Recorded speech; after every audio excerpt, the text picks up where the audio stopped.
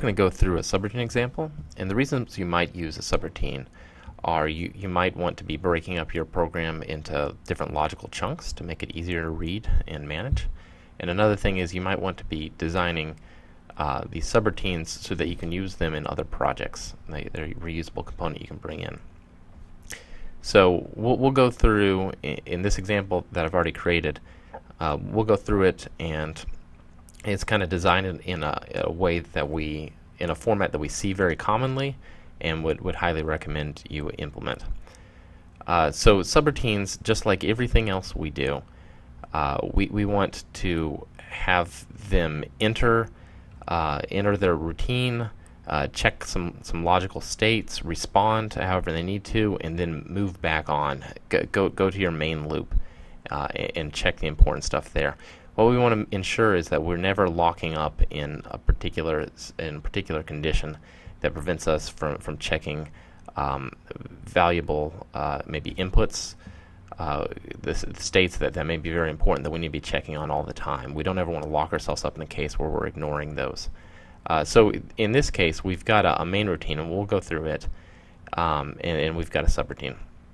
So this main routine, it initially puts a value into a state, and we'll talk about that in a minute, but right after that, it checks a condition. And in this case, this is something our routine we've decided is important, and it needs to happen. We need to be looking at it all the time and responding to it. So we're calling this door button 1, and if it's on, we're going to turn on door 1 and turn off door 2, and if it's off, we'll turn off door 1 and on door 2. And then we'll move on with the rest of our code, and it happens to consist of a state machine. But you'll notice at the end of every state, we are looping back here. So this operation is happening all the time. And in the state, when we're using state machines, we've got some other operation that can be broken into a number of steps or states, and we chip them off one at a time, and that's what they're doing. So with the state machine, the first thing I did in the program is I put a 1 into state. And you'll see that it is not inside the big loop. So it just occurs the very first operation of the program, then it goes here, and it's stuck in this giant loop that does all the important stuff from then on. But the first time it gets to this point, it's going to ask is state equal to 1, and it will be. And what we're going to do is we're going to set a value that'll be important in our subroutine. We're going to put a 1 into substate. So that's how we're going to initialize a state machine inside of our subroutine. And then we'll put a 2 in a state so that next time it loops through the big loop, this case will be true, and it'll end up going into our subroutine. And you'll see we don't have a copy state at the end of this that like we normally would to advance the state to, in this case, state equals 3. That's because we're going to actually pass in the state, and we're going to do it in a way where we can modify that inside our subroutine. So when the subroutine's done, the subroutine's actually going to advance the state to state equals 3. And when it comes through, it'll go here, and in this case we're going to wait for a flag to be true, which will cause us to start the state machine back at 1. So it kind of reset our state machine in this case. Now we'll go ahead and we'll jump into the subroutine, and we'll talk about how it functions. The main thing to notice here is that the state machine, it looks pretty similar to the one in the main routine, with one key difference. After every state, whatever the conditions that are checked and the operations that are performed, it immediately will go to a sub-return. And what that does is it exits, and it goes back, it'll exit this subroutine, and it'll go back to its main loop. And it's for the purpose of, again, we don't ever want to lock ourselves up in a condition. And I'll show you an example of locking ourselves in a condition. We've got a timer we're waiting on to increase to 100 milliseconds here. If I looped it back around to itself, we would be stuck here for 100 milliseconds. And in that time, we're not doing anything else. And in this example, we've deemed checking this door button as a critical part of our task. So we'd be ignoring that. And that could be, depending on your application, that could be of a safety concern, or it could just be a very important piece of your operation. So you never want to loop something around or have a condition where you're locking up your program. You always want to get into your subroutine, check a condition. If it meets whatever your requirement is, go ahead and do an operation and then exit. And if it doesn't meet the operation, just go ahead and exit, because you'll get a chance. You can keep entering your subroutine over and over and over. Scan times are often around 5,000 per second, so you can very rapidly, you'll be going in and out of these subroutines. You just don't want to lock yourself up. Okay, so in this state machine, like a lot of state machines, when I design them, I go ahead and I start at my timer if there's some time component to it, and there's no risk to constantly entering this and constantly hitting the start. Once it's started, it's started for until you stop it. So it's just going to keep going on its own, and throughout the code, I can reset that timer. And every time you enter your subroutine, it's going to keep on from it's going to keep up with its current time. So by exiting the subroutine, it's not resetting, it's not pausing that time. It's continuing to go on in the background. Okay, so here we got a sub. We're asking a sub equal to 1, or is sub state equal to 1, and we know it is because you might remember that we put a 1 into sub state, and then we passed the substate value into substate.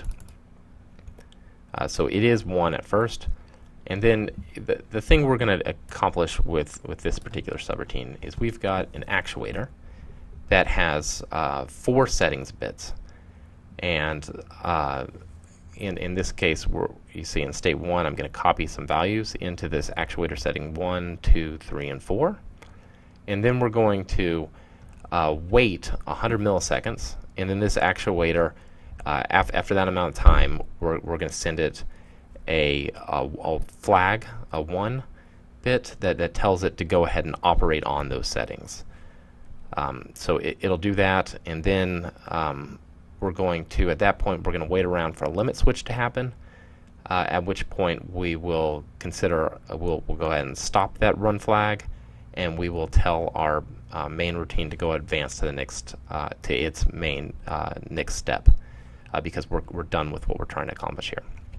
So we'll go through a few of the details here. So when substate is equal to 1, we're going to copy in those settings bits that we discussed, and then we're going to also advance the substate. So next time we go through, it'll be substate equals 2, and we're also putting a 0 in the timer, as we've done in other examples. That's a quick way to reset the timer. It is functionally equivalent to selecting the timer and hitting the reset. Putting a 0 in it is exactly the same thing. So it's reset, so it's going to start off at 0, and we're going to just keep comparing the mine timer to 100 milliseconds, and when it finally reaches it, we'll go to here, where we will set the run bit, and then we will advance the substate to 3. It'll get here, it'll wait for the limit switch, it will turn off the run bit, it will advance the substate to a state. You just see we don't have a substate equals 4, it would just fall through here and hang out. And then we're going to advance the main routine's subroutine, and that's going to do what we talked about earlier, where it's going to advance the state to 3, so it'll continue on. So how do you actually change the value of things from your calling routine, which this is where we're calling our subroutine, and you see we have it selected here. How do you change the values that are being passed to the subroutine? Well, the way you do it, up here we define what else passed into our subroutine, and you can pass each piece of data one of 2 ways. You can either do it with a single arrow, which is by value, or this double arrow, which is by reference. And the single arrow, it takes the calling routine and it dumps that data into the subroutine, into its tag, whatever you have named here. But when the subroutine exits, it doesn't do anything to the calling routines. So in this case, we're just doing that with one piece of data. We've got this limit switch.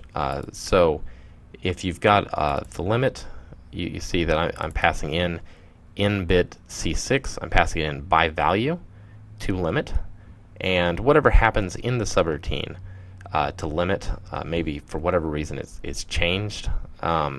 it's not going to have any effect at all on in bit 6 because it was just by value. Now we have the other way to pass it, which is by reference. And the way that works is, so you pass in from the calling routine into the subroutine. You pass it into whatever the tag is here. And when the subroutine exits, it goes ahead and copies whatever is in that tag. It copies it back to the variable associated in the calling routine. So it's actually changed in the calling routine. And that's, you can see when I am calling this subroutine, I'm passing in some output bits. So I'm actually wanting these outputs to be changed by my subroutine.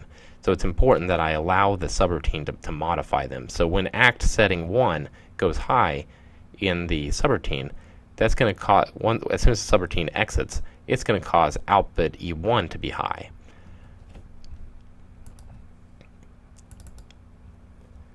And okay, so that's how you pass your data. And we've already gone through how you want to make sure you always are exiting immediately, and then going through all your critical operations. And that's the basic format that we'd recommend you try when using subroutines. Thank you.